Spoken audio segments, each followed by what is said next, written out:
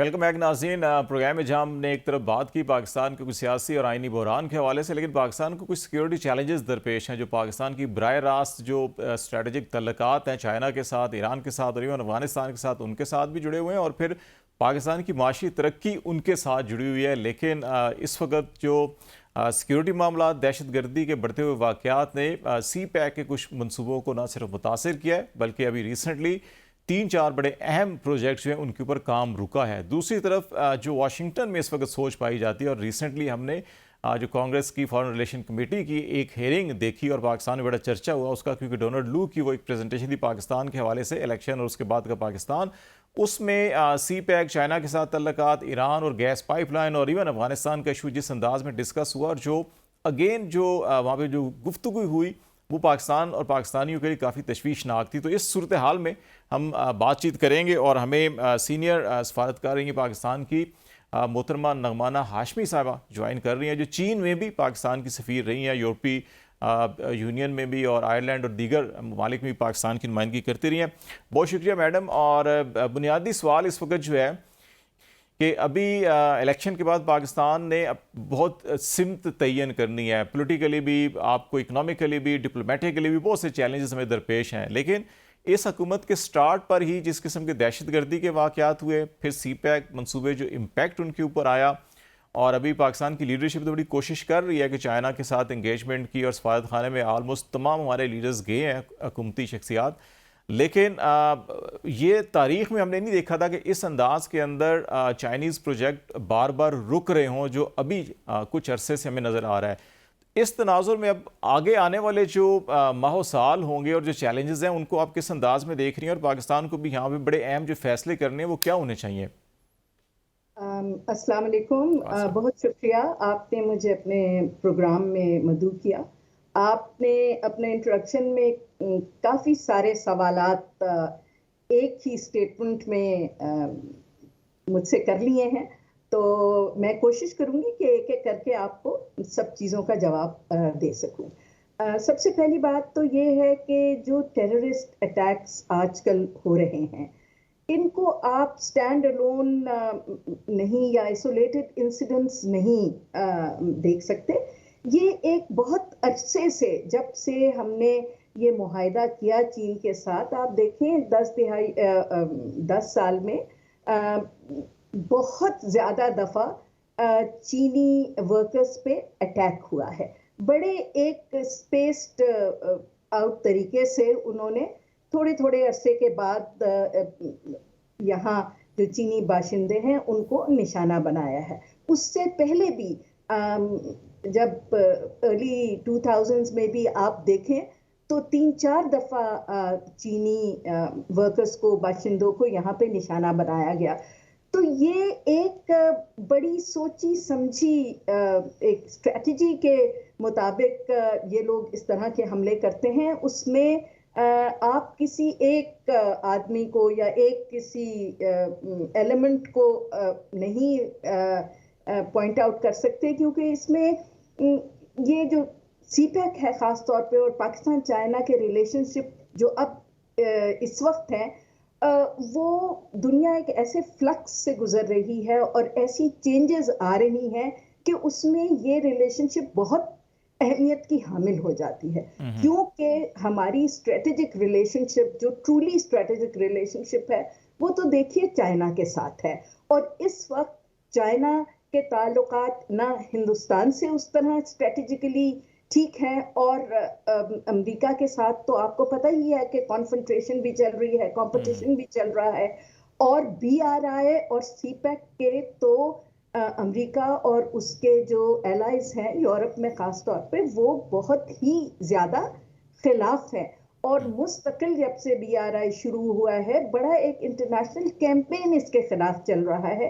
और समझने की सबसे इम्पोर्टेंट बात यह है कि BRI की सारी कनेक्टिविटी, जो उनके बाकी 6 कॉरिडोर्स हैं, वो ईस्ट वेस्ट हैं, और सिर्फ ये एक कॉरिडोर है जो ना के बायलैटरल है, बिकॉज बाकी में 2 से ज़्यादा ममालिक शामिल हैं।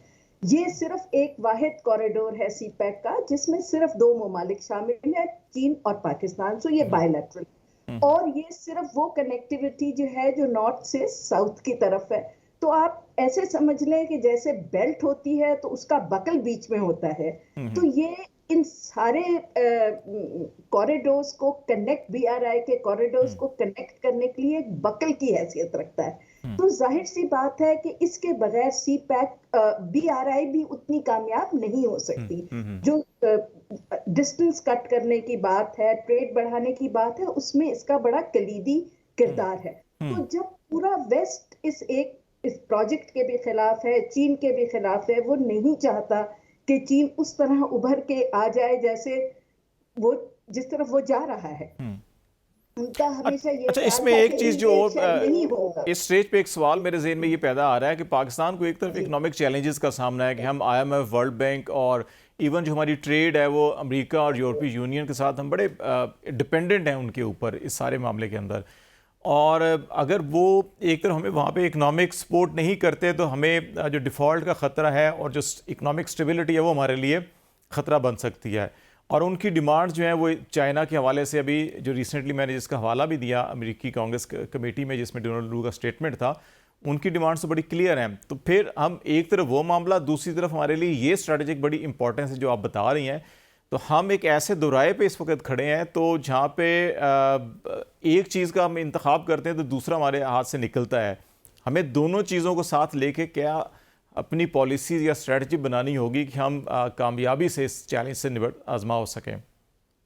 देखिए, एक तो हमें ये बहुत बड़ी गलत फहमी है और आम लोगों को कि शायद पाकिस्तान की जो फॉरेन पॉलिसी है या पाकिस्तान का जो एक स्ट्रेटेजिक विजन है वो शायद ऐसे ही नी जर्क रिएक्शन पे चलता है। ऐसा नहीं है। जो हमारे सीनियर पॉलिटिशियंस भी हैं, जो हमारे और इदारे भी हैं और फॉरेन ऑफिस भी है, उनको इस बात का बहुत अच्छी तरह इदराक है और उन्होंने प्रैक्टिकली ये करके भी दिखाया है कि हमने हमेशा बड़ी बैलेंस्ड फॉरेन पॉलिसी अपनी रखी है। क्यों कि अगर हम बैलेंस्ड फॉरेन पॉलिसी ना रखते तो शायद आज हम न्यूक्लियर पावर भी ना होते, शायद आज हमारे चीन से उस तरह के स्ट्रेटेजिक ताल्लुकात नहीं होते। तो हमने जहां हमारा क्रंच आता है, जहां हमारा वाकई नेशनल इंटरेस्ट और सिक्योरिटी कॉम्प्रोमाइज होती है, हमें नजर आती है, तो हम स्टैंड लेते हैं। देखिए, हमने कोरियन वॉर में हमें बहुत अमेरिका ने कहा कि अपने ट्रूप्स भेजे, हम उनके एलाइज थे, उस वक्त सीटो सेंटो में थे, लेकिन हमने नहीं भेजे। क्यों कि हो सकता था कि उस वॉर में हमारे फौजियों के सामने चीनी फौजी होते, तो इसलिए हमने अपना स्टैंड लिया। हमने देखिए यमन पे स्टैंड लिया, हमने न्यूक्लियर जो अपनी कैपेबिलिटी बनाई, उसमें हमें कहा गया था कि जी यू विल हैव टू पे अ वेरी हैवी प्राइस, लेकिन हमने फिर भी स्टैंड लिया। तो और ये भी बात दूसरी कौमों को भी बहुत अच्छी तरह मालूम है, उसमें कोई नाम लेने में हर्ज नहीं है कि अमेरिका और वेस्ट को ये बात बहुत अच्छी तरह पता है कि जैसे इंडिया का एक खास रिलेशनशिप था सोवियत यूनियन के साथ, अब रशिया के साथ है, उसी तरह चाहे वो उनके जितने मर्जी स्ट्रेटेजिक पार्टनर बन जाए, लेकिन when it comes to Russia तो इंडिया का एटीट्यूड डिफरेंट होता है। आपने अभी भी देखा है, यूक्रेन वॉर में भी देखा है, ब्रिक्स में भी देखा है, हर चीज में आपको नजर आता है। इसी तरह उनको इस बात का बहुत अच्छी तरह इदराक है कि जो मर्जी हो जाए, पाकिस्तान का चीन के साथ एक ताल्लुकात का जो वो है स्टेटस है, उसे वो नहीं कॉम्प्रोमाइज करेगा। और ये नहीं हो सकता, कोई भी कौम आपको इस तरह चूज करने के लिए नहीं कहेगी, आपको चीजों को बैलेंस करना होता है। आखिरी एक सवाल आपसे मैं करना चाहूंगा कि हमारे पास, मैं आपको एक और बात कहती चलूं, और ये चीन को भी इस बात का इदराक है कि पाकिस्तान को अपनी पॉलिसी बैलेंस रखनी पड़ेगी, और वो हमें कभी नहीं कहता कि जी आप चूज करें। और चीन को इस बात का भी बिल्कुल इदराक है कि हाँ, टेररिस्ट अटैक होते हैं, हमारे लोग मारे जा रहे हैं, लेकिन ये वो लोग ये चीजें कर रहे हैं जो पाकिस्तान और चीन दोनों के खिलाफ है। वो आम ये बात होती है कि जी पाकिस्तान और चीन को ये बात पता है कि अगर पाकिस्तान हर्ट होता है तो चीन को इफेक्ट होता है, और अगर चीन हर्ट होता है तो पाकिस्तान को इफेक्ट होता है। तो देखिए ये अब जब तक ये फ्लक्स में दुनिया है और अगले 30 साल तक जब तक चीन पूरी तरह उभर के पॉलिटिकल इकोनॉमिक और मिलिट्री पावर बन के सामने नहीं आ जाता, ये हमें बहुत एहतियात से, बहुत केयरफुली, फर्स्ट एंड फॉरमोस्ट अपना नेशनल इंटरेस्ट अपने वो सामने देखना होगा। अच्छा, एक वो आखिरी चीज़ ये पूछना चाहूँगा कि अभी अमेरिकन प्रेसिडेंट ने लेटर भेजा है प्राइम मिनिस्टर को, आपकी नज़र से भी गुजरा होगा। उसमें जो एक तो ख्याल किया जा रहा था कि शायद पाकिस्तान अमेरिका के तल्लुकात के अंदर सदमोरी सी है, और इस लेटर को आप, इसकी डिप्लोमेटिक लैंग्वेज है, आप देख रही हैं, तो इसके नतीजे में पाक अमेरिका तल्लुकात को आप कैसे देख रही हैं आगे, पोलिटिकली भी और वैसे भी? देखिए ये इतना सिंपल नहीं है पाकिस्तान और यूएस के ताल्लुकात। इसमें अप्स एंड डाउन्स आते रहते हैं। कभी दौर आता है कि उसे हमारी ज़रूरत नहीं होती, लेकिन आजकल जिस तरह का दौर चल रहा है उसमें यकीनन पाकिस्तान उनके लिए अहमियत का हामिल है। वो चाहेंगे कि पाकिस्तान को वो चीन से वीन ऑफ कराएं, वो चाहेंगे कि पाकिस्तान जो है वो इस कंपटीशन में अगर चीन के खिलाफ नहीं तो उसको न्यूट्रल करने की वो कोशिश करेंगे। उनको अफगानिस्तान में भी हमारी ज़रूरत है, तो और बहुत सारे चीज़ों में। लेकिन इसमें हमने जो देखना है, हमने देखना है कि जी हम पहले तो अपना घर संभालें और खुद अपनी स्ट्रेंथ जो है, अपनी पॉलिटिकल स्टेबिलिटी लाए, इकोनॉमिक स्टेबिलिटी लाए, और वो जो फंडामेंटल हमने अपनी चेंजेस करनी है ताकि हम दोबारा ट्रैक्स पे आ सके, तो वो करें। क्योंकि देखिए चाहे जितना मर्जी हमारी लोकेशन अच्छी हो, चाहे जितना मर्जी हमारे पास एटॉमिक पावर हो, हमने ये देखना है कि लोग हमारे लिए क्या कर सकते हैं और हमारी क्या वैल्यू, क्या हमारी न्यूट्रल वैल्यू रहेगी? नहीं, हमारी पॉजिटिव वैल्यू होनी चाहिए। और किसी भी नेशन की पॉजिटिव वैल्यू उस वक्त तक नहीं होती जब तक वो अपने पांव पे खड़ी नहीं होती। आपने ट्रेड का जिक्र किया, तो देखिए चीन के साथ तो हर एक की बैलेंस ऑफ ट्रेड उनके फेवर में, उससे तो मुकाबला नहीं किया जा सकता। जहां तक हमारा मसला है तो वो भी इंटरनल आपके मसाइल की वजह से मसला है ना, कि क्यों हम इतना कम प्रोड्यूस करते हैं कि सिर्फ 2 रीजन्स को बेच सकते हैं, और वो भी उस हालत में कि वो हमें बहुत ज्यादा कंसेशंस दे रहे हैं जो हमने बड़ी मिन्नतें समझते करके उनसे लिए हैं। तो हमें ये देखना है कि आप बाकी दुनिया से कैसे ट्रेड करेंगे। आपके 10 एक्सपोर्ट प्रोडक्ट्स हैं, 7 उनमें से कॉटन बेस्ड है, कॉटन आपकी खराब हुई हुई है, आप बाहर से कॉटन मंगा के टेक्सटाइल बना के बेचते हैं, राइस आपका अब कंपेटिटिव नहीं रहा।